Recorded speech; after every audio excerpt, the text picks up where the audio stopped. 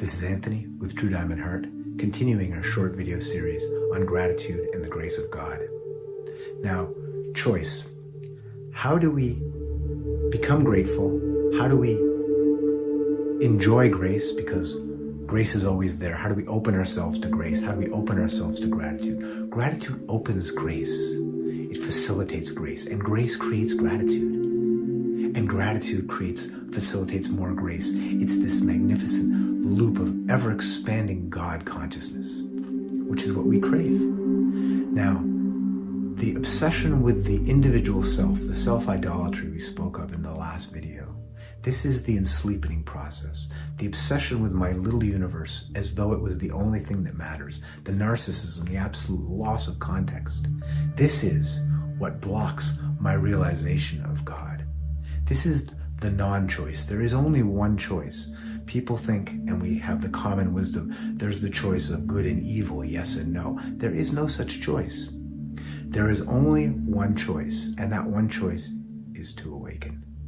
That one choice is to become more open to, which is awakening, to light and love, which are just words for a truth that includes so many magnificent qualities: kindness, beauty, truth, responsibility, service, compassion, grace, gratitude, and so forth. Now, the non-choice is not a choice. The non-choice, the failure to choose, is the obsession with feeding what it is, this little misconception of self.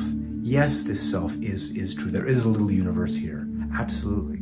But to be obsessed with that as though it were the beginning, middle, and end of all reality is to lose contact with what really is the before, through, and after all reality, which is, as human beings, our capacity, our God-given, our divine birthright as human beings, is to actually become conscious expressions and expressors and creators of all, of divinity, of the magnificent light that feels indescribably wonderful. Now, the non-choice is things like, now we're here, we're physical bodies, we need to survive. We need food, clothing, shelter, water, free time, company, security, relative freedom from pain and sickness. And without these things, we will be, I don't want to use the word obsessed, we will be in desperate need of these things. It's almost impossible to, some people do transcend them and actually, without even having their survival needs met, they are into the next level of having what it is we'll speak out about in a moment, looking for the fulfillment of themselves as divine beings. But it's not easy. And we want everybody to have survival needs taken care of first. If you're here, you probably have them because you're looking at this through some very high technology and you have free time. You probably have your survival needs basically met. Now, where do you draw your survival needs? You say, no, I don't, because my house is too small. Well, that depends. There are other people, and this is not to compare and say because they don't have stuff, you should be happy. We're not saying that. We're saying that where you draw your survival needs will determine how much space you have to seek actual fulfillment, beauty, truth, divine happiness on planet school. Now, if you draw your needs close to true survival needs, then everything else is kind of like, well, if you have extra stuff, you partly enjoy it, and more likely than anything, the more light you come to experience, the more you just give that stuff away, because you need other people, just as you need yourself to have survival needs met. You start to see yourself in all. Love is the seeing of self in all, the state of love, which is what you're looking for. You're not looking for someone to love you. You think you are. You're not looking for someone to love. Be it a dog, be it a girlfriend, boyfriend, whatever it is. You're not looking for that. You think you are, and those things are lovely. But what you're looking for is the state of love, in which what you are is love. If you are in the state of love, you don't need anything. You are radiating love. And in that state of love, you are radiating and receiving love so completely that you see self everywhere. You see self in this leaf, you see self in that dog, you see self in that girl, and that boy, and that man, and that woman, in that tree, in that mountain. Everywhere is self. And that is the state of love. And this is what you crave. This is what your soul craves. Now, the non-choice is looking for there's a holy desire that we're born with. We are born with desire. You notice we always want something. Now that desire can be fulfilled only with divinity, after survival needs have been met, we're talking about.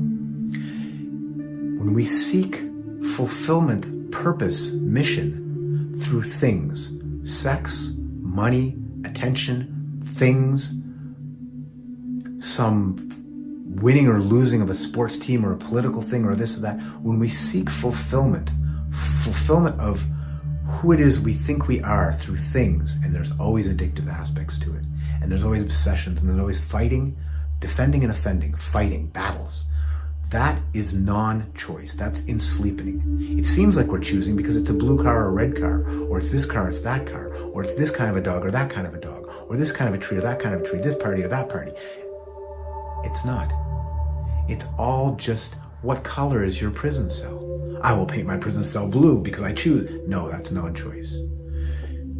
Freedom. The only choice there is to exit the prison cell, which is to start to do the work and start to drop the confusion and the false idol, the false self that we've idolatrized, that is at the center of our idolatry. Start dropping that so it becomes incidental, and we open to the magnificence of our consciousness, which is God consciousness, and can encompass, permeate, and be everything. In the being of everything, do I want anything? How can I want anything if I am everything? And in that space, I feel so good.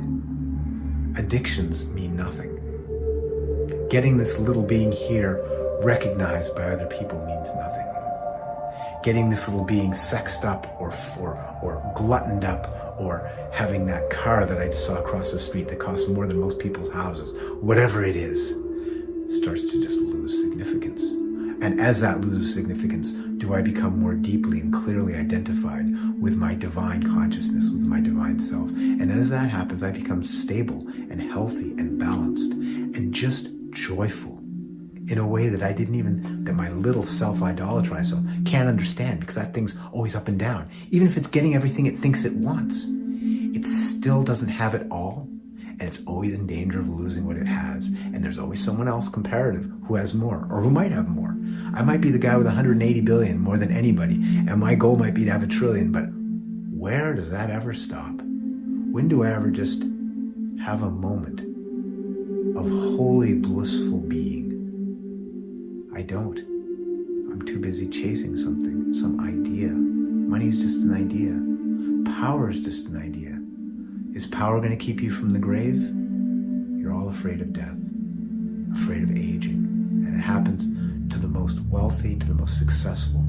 And that is the way that this physical embodied self will go the way of all flesh. And to be obsessed with its fulfillment and its aggrandizement is an idolatry that blocks, and it is a non-choice. It is the non-choice. The only choice is to awaken, which is to start to see through this little veil that here's me, here's the universe that's important. It's me, it's got my name, it's got my characteristics, it's got my wants and dislikes. And as I start to see through that with the work and the consciousness, we'll speak about that next time. As I start to do that, I start to realize that there is something so much more magnificent. And that is the choice, to see that I want something that's so much bigger than this little self. That I just want to be at peace, at beauty, at love, at glory, at bliss, at truth. That's what I really want, authenticity. I don't want to have to hold all this together and have different faces and lie to myself and lie to everybody else. I want to be at ease. And that is the awakening process. There's only one choice, which is to awaken. The other is the non-choice, which is deciding what color to paint your prison cell.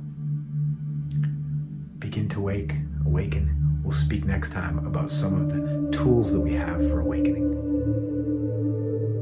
as we can continue our short video series on gratitude and the grace of God.